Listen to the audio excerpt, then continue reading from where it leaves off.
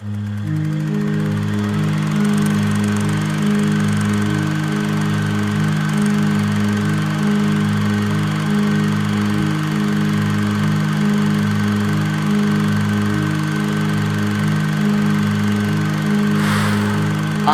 am not good at this. That's a sad realization that hits me whenever I'm about to finish any project, no matter what it is. It might be like a short film, it might be a freaking trailer reaction, but at the end of the day, I just feel like a bit disappointed because I have a vision for whatever I do, and rarely do I meet that vision.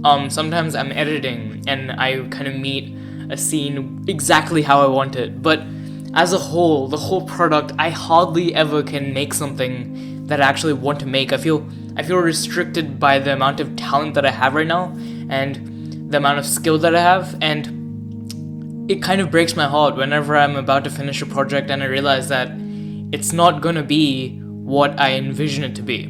I'm working on a short film right now, Revolve, and it's pretty much it's basically the grand summary of all of the ideas that I've explored in my short films right now. And when I was writing it, I was very proud of it. I thought it was this amazing piece, and I was so happy about it. But I started filming, and suddenly the realization hit me that it's kind of terrible. And it happens with all of the things that I make. You start off and you're so excited about it, and in the excitement you try to make the best thing you possibly can, but you later realize that that thing isn't as good as you think it can be. And it's heartbreaking. It's so heartbreaking to not be proud of something that you put so much effort into. So I haven't finished my short film, like Revolve. I have my storyboard right there. So this is my storyboard.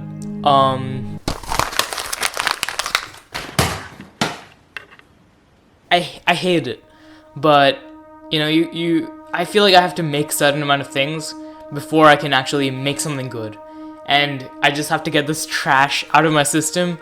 But yeah, I'm not really feeling good. I'm really procrastinating about finishing the short film as well, and that's just like the current state I'm in, and it happens with every project. And what I've learned is that you just have to complete the project and not give up on it, because you're actually gonna learn something if you continue the project. And it's so hard not to give up though. It's so hard to keep going with something that you know that you're gonna be disappointed in, and it's honestly, it's pretty tough. In an attempt to motivate myself, I basically just kind of watched some old short films right now that I made, and I found this one that I made 11 months ago, and it was basically my second short film.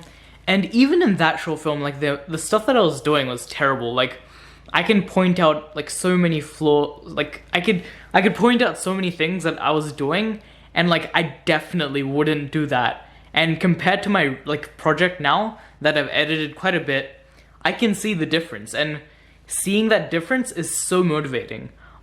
If you're like stuck on a project right now, just watch your old work as well. You'll see whatever you're doing wrong, and it's kind of exhilarating.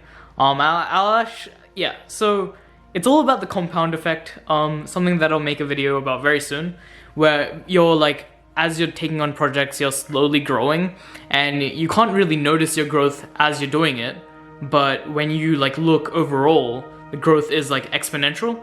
If you look at my YouTube videos, in the last year, they've improved drastically, in my opinion, and it's all because of like a 1% growth each time. It's not like, you know, one video was suddenly amazing.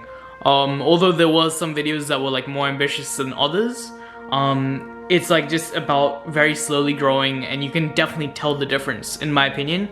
So the same thing is probably gonna happen if you're gonna, you know, keep on learning and stuff. And because I feel this way, I feel like there must be more young creative people that feel the same way as me, and where they have these huge ambitions, but their kind of skill and talent doesn't meet that kind of level in which they can produce the stuff that they can dream of, which is a very frustrating place to be in. But I would keep on encouraging you guys to have grand ambitions and taking on these big projects, and from there learning. Because if you don't continue to like push yourself, learn from these experiences, then you're never going to get to that level where all of your role models are. And by the way, another thing that I would recommend is actually watching and listening to and reading the earlier work that all of your role models have produced. Like my favorite film director of all time is the legend himself, Stanley Kubrick, like any other pretentious film student. So recently what I did was watched his first film, Fear and Desire, and that movie is not very good at all, and it definitely does not live up to the name Stanley Kubrick, but it's an interesting one to watch because it's kind of really bad. Like basic stuff like matching eye lines is not done properly, and it was just a learning experience for the director, and you're gonna make similar trash and it's all good. Like you're gonna have fun while making the trash as well, and you have to continue making this trash, and slowly with every project you'll just improve your ability by 1%, and it's like compound interest where that 1% slowly adds up and builds into like exponential growth, and then you can finally make stuff that you're proud of. And like that's why I very much encourage you to finish your project as well, because you can look back and actually see that your skill level was here, and like now you're just way better than that. And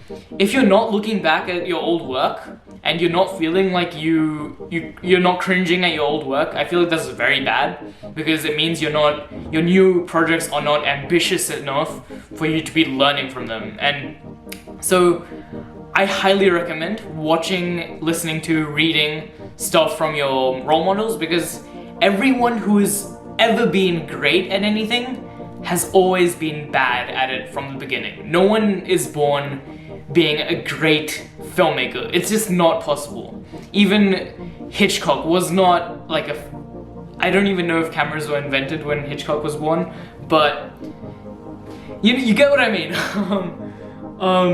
Like no one is born with like abilities that make them like extra special at doing something. It's all about practice, and you just have to keep practicing as well, because obviously before you're good at something you're gonna have to be bad at it, and it's a natural thing. And the fact that you're bad at something should not stop you from continuing to be improving yourself.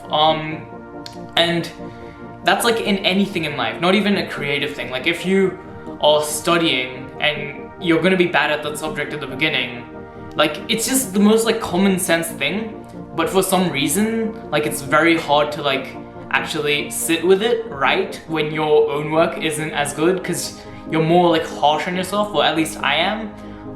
So I feel like you're probably understanding what I'm saying, but you might not be. To kind of sum up this whole video, I would just recommend making as much work as you can right now. The sooner you can, as soon as possible, because you want to get that trash, junk out of your system, and with each project you're going to improve by 1%, and soon enough you're going to be brilliant at whatever you do. If you're interested in the short film that I am making, please subscribe. I will release it very soon. I also have heaps of other videos on my channel. It would be greatly appreciated if you could subscribe, but otherwise, thank you so much for watching. Hopefully you continue to motivate yourself, continue to move forward, work on your projects, and continue to become a master at whatever you do. And hopefully we can do that together, and hopefully, the people who are watching this video can all just do like the stuff that they want to do and keep on doing it until they just become an absolute beast at whatever they want to do. But anyways, once again, thank you so much for watching, and as always, I'm rambling on too much and I'm just gonna shut up now.